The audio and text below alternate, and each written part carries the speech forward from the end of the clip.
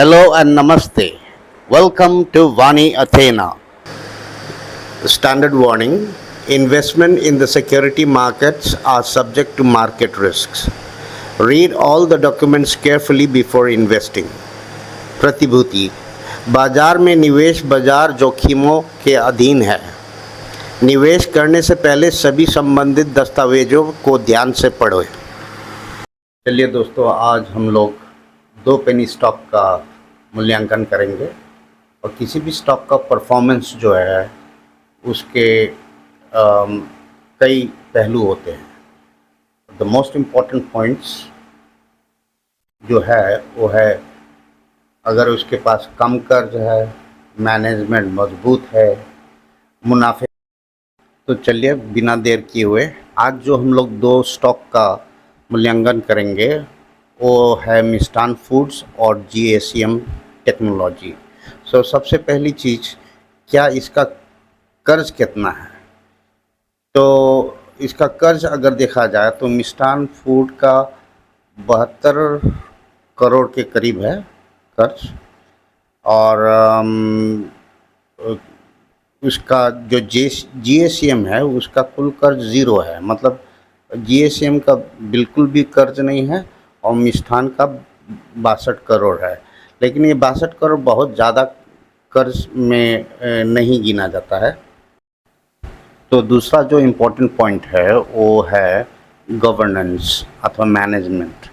Management में मिष्ठान food का थोड़ा बहुत कमजोरी मिला है। जैसे सेबी द्वारा फंड की कथित गलत इस्तेमाल के लिए मैनेजमेंट पर जुर्माना लगाया जाने के बाद कंपनी के हालिया रणनीतिक योजनाओं को रेगुलेटरी स्तर पर भारी रुकावटों का सामना करना पड़ रहा है। और अगर GACM टेक्नोलॉजी का देखा जाए तो मैनेजमेंट में GACM टेक्नोलॉजी ने 2025 में अपने मैनेजमेंट का ध्यान तेज़ी से फिनटेक कारोबार बढ़ाने और अंतर्राष्ट्रीय स्तर पर विस्तार करने की ओर केंद्रित है। तो जहाँ तक ये प्रॉफिट ग्रोथ का बात है, तो प्रॉफिट ग्रोथ में मिष्ठान फूड के नतीजों में बड़ी गिरावट दिखी गई। रेवेन्यू में 21% और 16% की कमी। इसके कारणों में इसका कारण जो है वो बढ़ता ऑपरेशनल खर्च और वर्किंग कैपिटल की दिक्कतें हैं। और तीसरी चीज़ जो है इसमें जो कस्टमर को पैसा अथवा सामान बेच दिया गया, उससे कस्टमरों से जो पैसा लेना है वो अभी बाकी है।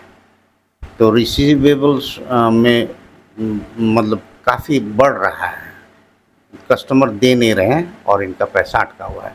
और जहाँ तक GACM टेक्नोलॉजी का बात है, फिस्कल ईयर 26 में उसने 8.5 करोड़ का फ़ायदा दिखाया, जो कि 4.12 करोड़ से बढ़ के 8.60 करोड़ हो गया।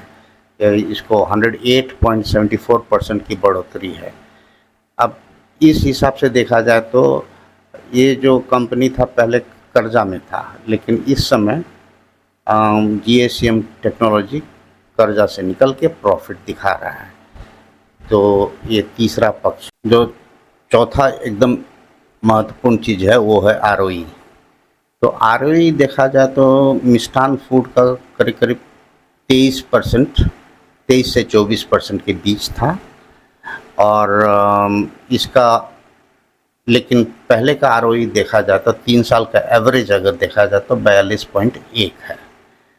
और जहाँ तक GACM टेक्नोलॉजी का है, इसका 10.1 है ROE, और इसका अगर पिछले 12 महीनों का देखा जाए तो करीब करीब 9.85 है। तो ये ROE दोनों का जिस हिसाब से इन्वेस्टमेंट है ठीक ही है। और तो एक बार चार्ट चेक कर लिया जाए। अब ये आपके स्क्रीन पे है GACM टेक का। अब इसका हाई पॉइंट 3 दिखा रहा है और गिरा है 20 से। तो ये है GACM टेक का इसके बाद जो चार्ट है आपकी स्क्रीन पे वो है मिष्ठान फूड का, और इसका जो गिरा है ये भी 20 से गिरा है, उसके बाद 8 पे एक बार चढ़ा, फिर 8 से गिरा। तो इसको भी आप देख लीजिए। अब इसके बाद हम आपको विश्लेषण करने वाले हैं। तो इतना होने के बाद आशा क्या किया जाए, अब अपेक्षा क्या है इसका? तो मिष्ठान फूड लिमिटेड को लेकर नज़रिया सतर्क है, क्योंकि एनालिस्ट का अनुमान है कि 12 महीने में शेयर की कीमत लगभग 7 हो सकती है। हालांकि शॉर्ट टर्म टेक्निकल और हाल की तिमाही में मुनाफे में कमी के कारण सेंटीमेंट तो थोड़ा कमज़ोर है।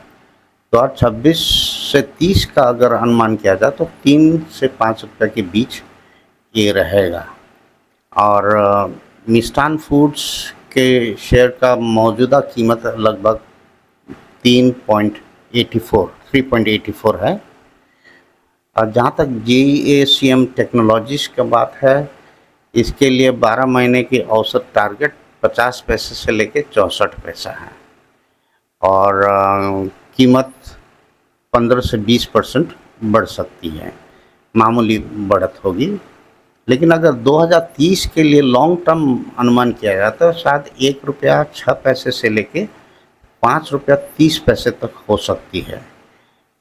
तो इस समय JACM का जो कीमत है 49 पैसे है, और ये मिष्ठान फूड का कीमत जो है वो 3.84 पैसा। तो चलिए साथियों, ये था JACM टेक्नोलॉजीज़ और मिष्ठान फूड का एनालिसिस। आपको कैसा लगा आप कमेंट में ज़रूर बोलिए, और हो सके तो लाइक और सब्सक्राइब हमारे चैनल करके। धन्यवाद।